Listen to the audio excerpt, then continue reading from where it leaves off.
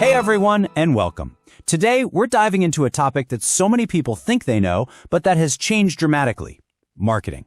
We're going to be using the first chapter of a truly foundational text, Marketing Management, by Philip Kotler and his team, to really get a grip on what marketing means in today's wild business world. So let me just ask you, when I say the word marketing, what's the first image that pops into your head? For a lot of folks, it's probably an ad on social media, maybe a TV commercial, or even that salesperson who just won't take no for an answer. But as you're about to see, that stuff, that's just scratching the surface. You know, the book uses this brilliant analogy that I think just nails it. Thinking that marketing is just about selling, that's like looking at the tip of an iceberg. All the real work, the massive, heavy lifting that supports everything, that's all happening beneath the surface, completely out of sight. So here's our game plan. First, we're going to tear down the old definition of marketing and build a new one. Then, we'll explore the 4 huge forces that are reshaping, well, everything. We'll see how this created a brand new type of customer, and then look at how smart companies respond with something called holistic marketing. And finally, we'll wrap it all up with the key takeaways. All right, let's jump right in. In this first part, we're going to shatter some of those old myths and really establish what marketing is all about in the 21st century. So according to Kotler, this is the modern definition. And I want you to pay close attention to the key words here. It's not about pushing products. It's about creating, delivering, and communicating superior customer value. That idea, value, is the absolute heart of modern marketing. And this comparison just shows how massive that shift is. The old way of thinking was, okay, we made this thing, now let's go sell it. But the modern view, it's about knowing your customers so deeply, understanding their needs so perfectly, that the product you create is such an obvious solution that it practically sells itself. It's a total flip of the script. And what that means is that marketing can't be locked away in its own little department anymore. It's not just the job of the marketing team. No way. It has to be baked into the DNA of the entire company, driving the mission, shaping the vision, and being a core part of every strategic decision. You know, this classic quote from David Packard, one of the founders of HP, just says it all, doesn't it? When marketing is really about creating and delivering value, then guess what? Everyone is in marketing.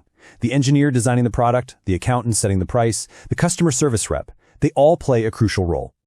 So you might be wondering, okay, why the huge change? Well, this evolution didn't just happen in a bubble. It was driven by some massive, world-altering shifts. The book calls them the 4 transformative forces that have created a whole new set of business realities.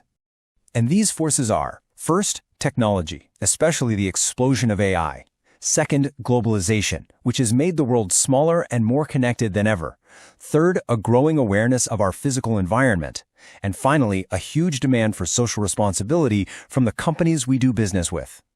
I mean, let's just talk about technology for a second. It's the ultimate disruptor, right? It's given us completely new business models that have just wiped out old industries. Think about how Netflix made Blockbuster obsolete. And now AI is pouring gasoline on that fire. But it's also bringing up some really serious new challenges around privacy and the spread of misinformation. Then there's globalization. On one hand, it's amazing. It connects people and ideas and sparks all this incredible innovation. But it's definitely a double-edged sword. It also means you're competing with companies from all over the planet. And it creates these incredibly complex supply chains that, as we've seen, can be surprisingly fragile. Now, when you put all these forces together, something really profound happens. The balance of power shifts. It moves away from the big corporations and lands squarely in the hands of the individual. The customer is now, without a doubt, in the driver's seat. Just think about it for a second. Today, you can use your phone to become an expert on almost any product in minutes. You can broadcast your opinion, good or bad, to literally millions of people with a single post. You can talk directly to a CEO on social media. And, this one's huge, you can instantly block, skip, or tune out any marketing that you find even slightly annoying. So, let's recap. We've got a brand new business landscape and a customer with superpowers. The old marketing playbook? It's totally useless. Companies desperately need a new strategy. And the one Kotler puts forward is called the holistic marketing concept. Holistic marketing is really just what it sounds like. It's an approach that looks at the whole picture. The core idea is simple but powerful. In today's world, everything matters.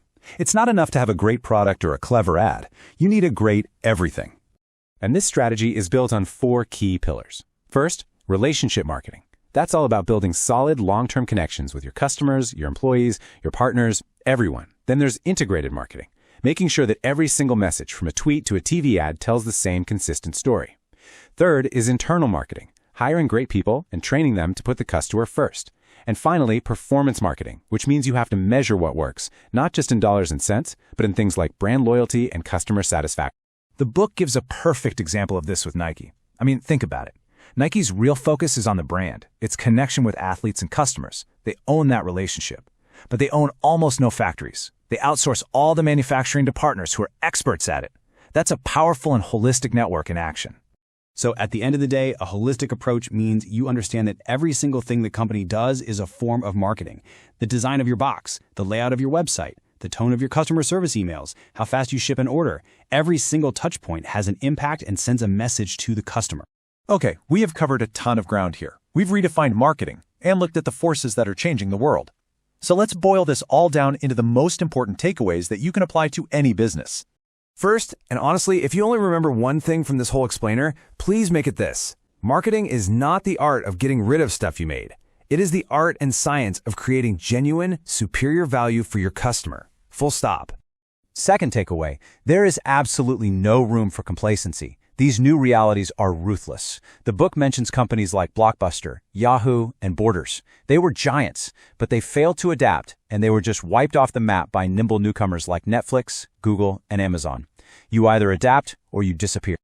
And finally, the only way to succeed in this complex, chaotic new world is with a holistic approach. You can't have a killer ad campaign but terrible customer service. You can't have an amazing product but a horrible company culture. It all has to work together, seamlessly, as one integrated machine. So I'll leave you with a final question to think about. When you look at your own company, or even just the businesses you buy from every day, ask yourself, is their marketing built for the world of yesterday, or is it ready for the realities of tomorrow?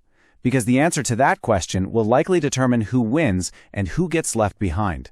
Thanks for tuning in.